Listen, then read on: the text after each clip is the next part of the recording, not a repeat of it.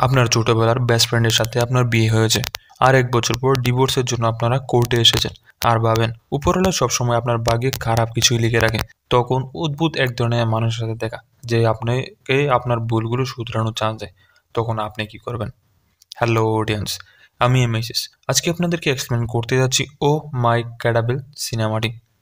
সিনেমার শুরুতে আমরা 3জন বেস্ট ফ্রেন্ডকে দেখতে পাই, যারা ছিল অনু, অর্জুন এবং মানি। যেখানে মানি সবেমাত্র বিয়ে করেছে, এই কারণে তার স্ত্রী বারবার তাকে ফোন করে এবং তাকে বাড়িতে যেতে বলে। আর অনু এবং অর্জুন একসাথে বসে আছে, তারা তাদের পড়ালেখা শেষ করেছে। এরপর কি করবে তা নিয়ে তারা আলোচনা করছিল। তখন সেখানে মীরা আসে, যে ছিল তাদের সিনিয়র। মীরা অর্জুনের এক সময়কার ক্রাশ ছিল, কিন্তু এই জিনিসটা অনু একদম পছন্দ করে না, কারণ অনু অর্জুনকে পছন্দ করে।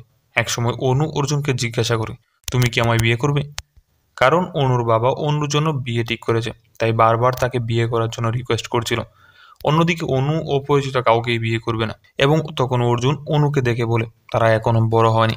এসব শুনে অনু অনেক রেগে যায় এবং সেখান থেকে চলে যায়। অর্জুন তার পেছন পেছন যেতে থাকে, এবং তখন তারা অটো দিয়ে যাচ্ছিল।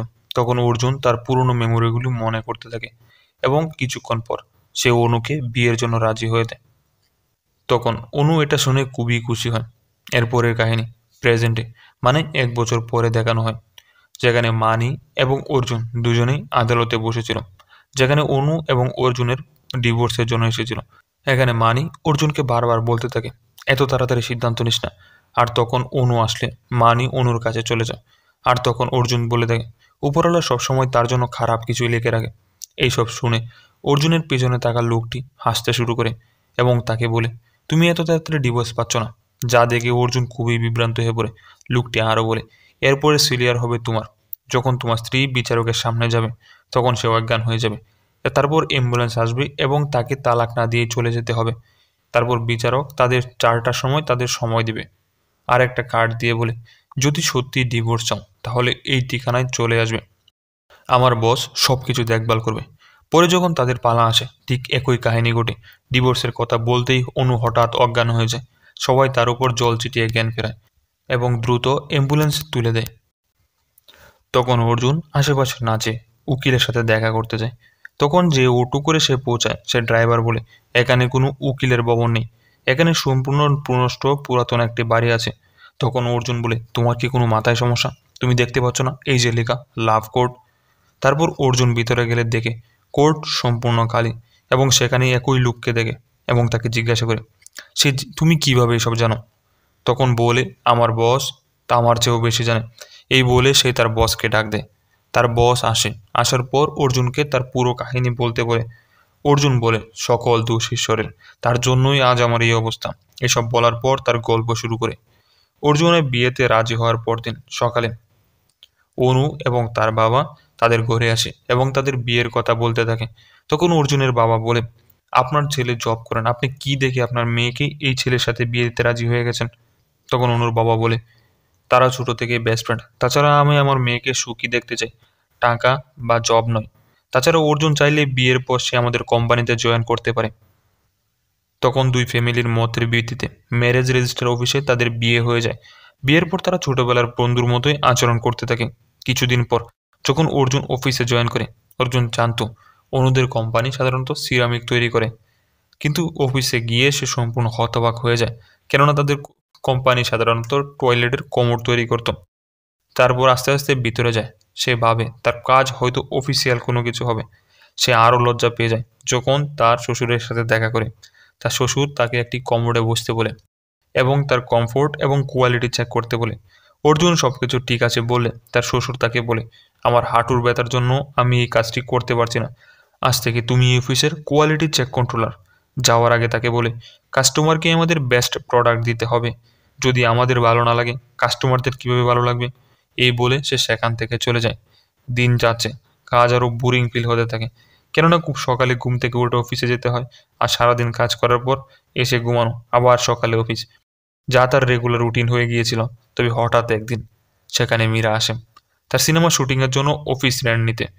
অর্জুন কোনো কিছু না ভেবেই মীরাকে হ্যাঁ বলে দেয়, যা থেকে অর্জুন মীরার মোবাইল নাম্বার পেয়ে যায়। যখন অর্জুন মীরাকে ভাই বলতে এসেছিল, তখন তার দূর থেকে অনু লক্ষ্য করছিল। তারপর অনু তাড়াতাড়ি তার কাছে আসে এবং মীরা সম্পর্কে জিজ্ঞাসা করতে থাকে। তখন অর্জুন বলে সে মীরাকে তার সিনেমার শুটিংয়ের জন্য অফিস রেন্ট দিয়েছে। তখন তা শুনে অনু অনেক রেগে যায়। তাকে বলে, তোমার কি মাথায় কোনো সমস্যা? তুমি কি জানো না অফিসে যদি শুটিং হয় তাহলে অফিসের কার্যের ব্যাঘাত ঘটবে? তারপর অর্জুন বলে সে মীরাকে মানা করে দিবে। তবু অর্জুন অনেক রেগে অফিস থেকে বের হয়ে যায়। অন্যদিকে সন্ধ্যাবেলায় অর্জুন মীরার সাথে দেখা করে এবং তাকে মানা করে সে অফিসে শুটিং করতে দিতে পারবে না, কারণ এখানে তার ওয়াইফ এবং তার শ্বশুর রাজি নয়, আর এর জন্য তাকে সরি বলে। তখন মীরা অর্জুনকে সিনেমা দেখতে যাওয়ার জন্য ইনভাইট করে। অর্জুন কোনো কিছু না ভেবেই রাজি হয়ে যায় এবং একটি খোলা মাঠে সিনেমা দেখতে থাকে। তখন মীরা জানায় তার ছোটবেলা থেকেই স্বপ্ন সে একজন ডিরেক্টর হবে, আর সে একটা মুভির জন্য কাজ করছে। এটা হবে তার জীবনের প্রথম সিনেমা। তখন অর্জুন জানায় তারও ইচ্ছা ছিল সে একজন অভিনেতা হবে, কলেজেও সে এরকম পারফর্ম করতো। তখন মীরা বলে সে কোনো জায়গায় অডিশন দিয়েছে কিনা। অর্জুন মানা করলে সে বলে অডিশনের ব্যবস্থা করে দিবে। তখন অর্জুন বাসায় ফিরে আসে। অনু তাকে জিজ্ঞাসা করে সে এতক্ষণ কোথায় গিয়েছিল। সে বলে সে মীরাকে সরি বলতে গিয়েছিল। মীরার কথা শুনে অনু আরও রেগে যায়, আরও বলে ফোনে সরি বললে কি হতো। আসলে অনু তার হাজব্যান্ডের পাশে অন্য কোনো মেয়েকে সহ্য করতো না। এটা নিয়ে তার ছোটোখাটো ঝগড়া হতো। আর তখন সেখানে মানি আসে, এসে জানায় সে বাবা হতে চলেছে। মানি অর্জুনকে বোঝায় মা বাবা হওয়া হলো বিয়ের পরের জীবনের গুরুত্বপূর্ণ ধাপ, তারাও যেন খুব তাড়াতাড়ি বাচ্চা নিয়ে নেয়। যখন তারা আরও ঘনিষ্ঠ হতেই যাবে তখন মীরা ফোন করে আর সব কিছুই বেচতে যায়। রাতে মীরার কল করার জন্য অনুরাগে অর্জুনকে রেখে অফিসে চলে যায় আর বলে সে যেন ক্যাব নিয়ে চলে আসে। যাওয়ার সময় ক্যাবের ড্রাইভারের সাথে কথা বলতে জানতে পারে সে রেগুলার ড্রাইভিং করে না আর সেই শহরে নতুন এসেছে। আর অর্জুন জানায় অফিস করা তার জন্য বোরিং কাজ, তাই একদম পছন্দ করে না। তখন ড্রাইভার তাকে বলে যা ভালো লাগে তাই করো, অন্তত একবার ট্রাই করো। তুমি তা ভেবে খুশি হবে তুমি তো অন্তত একবার ট্রাই করেছিলে। তখন মীরা মেসেজে আগামীকালে অডিশন প্লেস, লোকেশন এবং টাইম জানিয়ে দেয়। তারপর দিন অর্জুন টাইমলি সেই লোকেশনে চলে যায় আর সে সিরিয়ালে অনেক ক্যান্ডিডেটকে দেখতে পায়। মীরা অর্জুনের সাথে মিট করলে সে বলে তার কোনো সিলেকশন রুলস প্র্যাকটিস করে আসেনি, যার ফলে মীরা তাকে একটি সিন দেয় আর তাকে প্রিপেয়ার হতে বলে। তখন মীরা তাকে জানায় সে নিজেই এই স্ক্রিপ্টটি লিখেছে। অর্জুন অডিশন দেয় আর সে সিলেক্টেড হয়েছে। অর্জুন ভাবে মীরা তার জন্য বেস্ট। সে অনুকে বিয়ে করে ভুল করেছে। অডিশন শেষে মীরা ও ফিল্মের কথা বলে সে যে ফিল্মে কাজ করছিল তার প্রডিউসারের ছেলে সেই ফিল্মের হিরো ছিল। একদিন অভিনয়ের সময় ছেলে তার উপর রেগে যায়, যার ফলে তাকে ফিল্ম থেকে বের করে দেয়। এইসব শুনে অর্জুন মীরাকে সান্ত্বনা দেয় আর লাস্টে তাকে জড়িয়ে ধরে যা দূর থেকে অনু দেখছিল। যা দেখে অনু অনেক রেগে যায় আর অর্জুনকে ঘষে একটা থাপ্পড় দেয়। অনু বলে সকাল থেকে অফিসে যাওনি, তাকে সারা শহর খুঁজছে আর সে এর জন্য একটা মেয়ের সাথে এভাবে। আর তখন অর্জুন বলে সে তার বাবার কোম্পানিতে জব করবে না। তখন অনু বলে সে তার বাবার কোম্পানির জবের যোগ্যতাই তার নেই। এইভাবেই একের পর এক ঝগড়া চলতে থাকে। অর্জুন এক পর্যায়ে বলে তাকে ডিভোর্স দিলেই পারে, তাহলে সে শান্তিতে থাকতে পারবে। এভাবেই তাদের সম্পর্ক একসময় ডিভোর্সে পৌঁছে যায়। তখন অর্জুন বলে ওঠে সব দোষ ঈশ্বরের। আর তখন একজন বলে ওঠে এইসব কাজ তার বসের। আসলে তারা নিজেদেরকে দেবতা বলে দাবি করছে। আমি একজন মুসলিম হিসাবে আমি এইসব বিশ্বাস করি না, সো আমি তাদের অদ্ভুত লোক বলেই মেনশন করব। তখন অর্জুন এইসব শুনে হাসতে থাকে আর বাইরে যেয়ে লক্ষ্য করে তারা একটি অদ্ভুত জায়গায় আছে। আর তখন অদ্ভুত লোকটি তাকে বলে আমি আমার ভুল শুধরে নিচ্ছি, আমি তোমাকে 2 বছর আগে পাঠিয়ে দিচ্ছি আর তুমি তোমার ভুল শুধরে নিও। এই বলে তাকে একটি টিকিট দেয় আর কন্ডিশন দেয় যদি সে এইসব বিষয়ে কাউকে বলে তাহলে সে মারা যাবে। তখন অর্জুনের ঘুম ভাঙে। সে অনুকে বিয়ের জন্য হা বলার ঠিক আগেই তখন সে অনুকে দেখে সে চমকে ওঠে আর বলে সে খারাপ স্বপ্ন দেখে যায় আর সে অনুকে বিয়ের জন্য মানা করে দেয়। তারপর সে খুশিতে অর্জুন নাচতে থাকে। সে ঘরে গিয়ে এইভাবে পাগলের মতো আচরণ করতে থাকে। তার পরদিন লক্ষ্য করে মীরা তার ফ্রেন্ড রিকোয়েস্ট অ্যাকসেপ্ট করেছে আর অনুর কল সে কেটে দিচ্ছিল। আর তারপর সরাসরি সে মীরার বাসার সামনে চলে যায়। সেখানে মীরা অর্জুনকে ইগনোর করতে শুরু করে, কিন্তু ঠিক সেই সময় মীরার স্কুটিটি নষ্ট হয়ে যায় আর অর্জুনের কাছে লিফট চায়। আর রাস্তায় যেতে যেতে বলে সে আজকে একটি মুভির প্রডিউসারের সাথে দেখা করতে যাচ্ছে, এটা হলো তার লাইফের প্রথম সিনেমা। তখন অর্জুন বলে মুভির ডিল নিতে মানা করে, কারণ জানতে চাইলে সে বলে সব প্রডিউসার তার নিজের ছেলেকে হিরো বানায়। অভিনয় না পারার কারণে মুভিটি ফ্লপ হয়ে যায়, যার ফলে মীরা মুভিটি রিজেক্ট করে দেয়। এইভাবেই অর্জুন মীরার কাছাকাছি আসতে শুরু করে। সন্ধ্যায় অর্জুন যখন বাড়ি ফিরে তখন তার বাবা তাকে বলে, তোমার তো গ্রাজুয়েট শেষ হয়েছে, এখন তুমি একটা জব খুঁজো, না হলে জীবনে কি করবে। তখন অর্জুন জানায় সে অ্যাক্টিং করতে চায়, যার ফলে তার বাবা অর্জুনকে অনেক বকাঝকা করে। এইসব বকা শুনে অর্জুন যখন তার রুমে আসে তখন অনু কনফারেন্স কলে তাকে জানায় অনু বিয়ের জন্য হা বলে দিয়েছে, সামনের সপ্তাহে তাদের এঙ্গেজমেন্ট। এই বলে অনু চলে যায়। মানি এই বিয়েতে মানা করার জন্য অর্জুনকে বকাঝকা করতে থাকে। পরের সপ্তাহে অর্জুন অনুর এঙ্গেজমেন্টে যায়। যখন অনু ম্যাথিউর সাথে আসে তখন সে অর্জুনকে ইগনোর করে। তারপর যখন ম্যাথিউ অনুর সাথে আংটি পরাচ্ছিল তখন অর্জুন পুরনো স্মৃতি মনে করে এবং কষ্ট পাচ্ছিল। তার পরদিন অর্জুন একটি কার্ড নেয় এবং কার্ডে সে সরি লিখে অনুদের বাড়িতে যায়, যেখানে অনুর বাবার সাথে অর্জুনের দেখা হয়ে যায়। তখন অনুর বাবা বলে, তোমার তো পড়াশোনা শেষ, তুমি কেন আমার কোম্পানিতে জয়েন করছো না। এইসব শুনে অর্জুন শকড হয়ে যায়। তখন অর্জুন জানায় তার ইচ্ছা সে অ্যাক্টিং করবে। অনুর বাবা বলে, এখন সময় রিস্ক নেয়ার। তখন অর্জুন বলে তার বাবা এতে রাজি নয়, তিনি অর্জুনের উপর বিশ্বাস করতে পারছেন না। তখন অরুণ বাবা পাশের রুমে নিয়ে যায় আর বলে, তিনি যখন ছোট ছিলেন তার নিজস্ব টয়লেট ছিল না।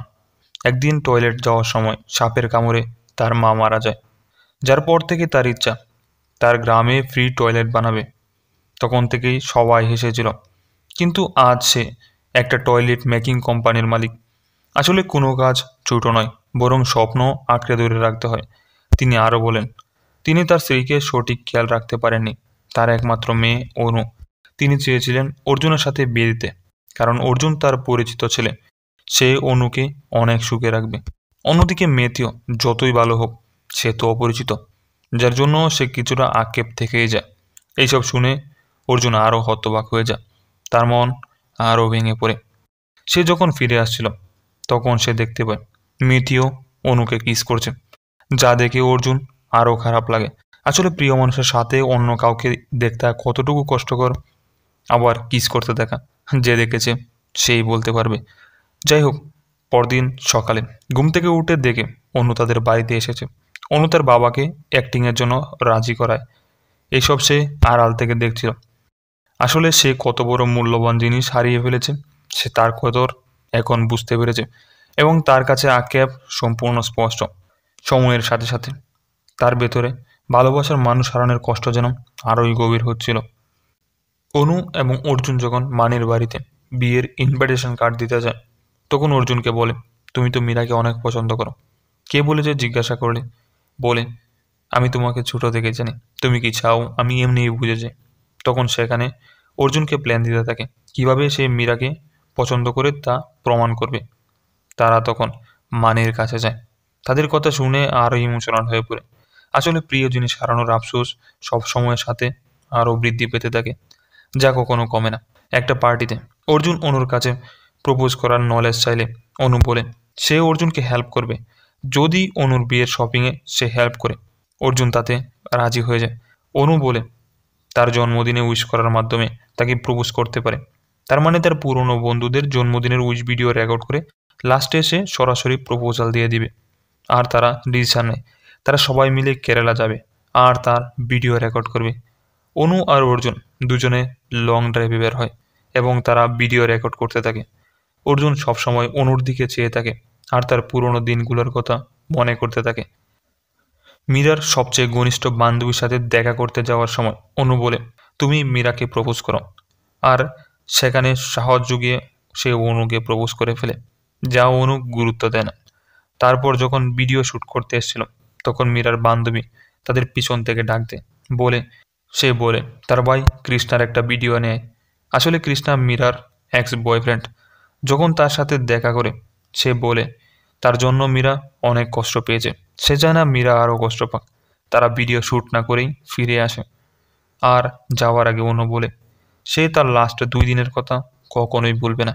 এই বলে লাস্ট টাইম একে অপরকে জড়িয়ে ধরে। আসলে অর্জুন বেশি ইমোশনাল হয়ে যাচ্ছিল তার অতীতের কথা চিন্তা করে, আর চাইলেও সে অনুকে জোর গলায় বলতে পারছিল না। এই ভেবে যদি আবার ডিভোর্স হয়ে যায়। তারপর আসে অনু বিয়ের দিন। সেদিন অর্জুন মানের সাথে বেশি কথা বলছিল না। আর তখন আমরা দেখতে পাই মীরার জন্মদিনে উইশের ভিডিওটা, সে লাস্টে অর্জুন মীরাকে কৃষ্ণাকে মিলিয়ে দেয়। আর মীরা আর কৃষ্ণাকে একসাথে দেখে মানে বলে, কেউ কি তার ভালোবাসা অন্যের হাতে তুলে দেয়? তখন অর্জুন বলে, তুই বুঝবি না। আর অর্জুন শুধু মুচকে হাসতে থাকে। আর অনু যখন এখানে আসে, অর্জুন বলে, প্রিয় মানুষকে অন্যের সাথে দেখতে কেমন লাগে সেটা আমি জানি। যখন ম্যাথিও রিং পরাচ্ছিল, তখন ম্যাথিও কিস করছিল, আমার তো জানেই বেরিয়ে যাচ্ছিল। এই বলে অর্জুন সেখান থেকে বেরিয়ে যায় আর নিরিবিলি একটা জায়গায় বসেছিল। তখন মানি আসে এবং তাকে বলে সে যেন অনুকে গিয়ে বলে সে অনুকে পছন্দ করে এবং বিয়েটা ভেঙে দেয়। কিন্তু অর্জুন বসেই থাকে। আর এক সময় লক্ষ্য করে অনু অর্জুনের খুঁজে বেরিয়েছে আর ওটু করে কোথাও যাচ্ছে। তারা এবার সেই বারে আবার মিট করে, যেখানে অনু বলে সে বুঝেছে অর্জুন তাকে সত্যি লাভ করে, তাই সে সেখান থেকে চলে এসেছে। অর্জুন বলে সে সত্যি লাভ করে, কিন্তু সে অর্জুনের সাথে ভালো থাকতে পারবে না।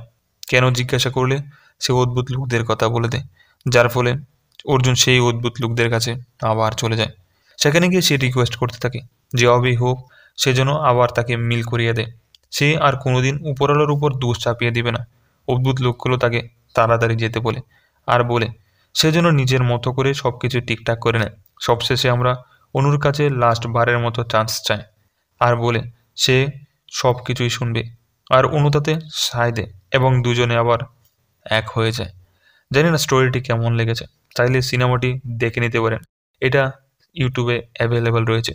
এক্সপ্লেন থেকে সিনেমাটি আরও বেশি ভালো লাগবে বলে আমি মনে করি। দেখা হবে পরবর্তী কোনো ভিডিওতে। সে পর্যন্ত ভালো থাকুন, সুস্থ থাকুন। আল্লাহ হাফেজ।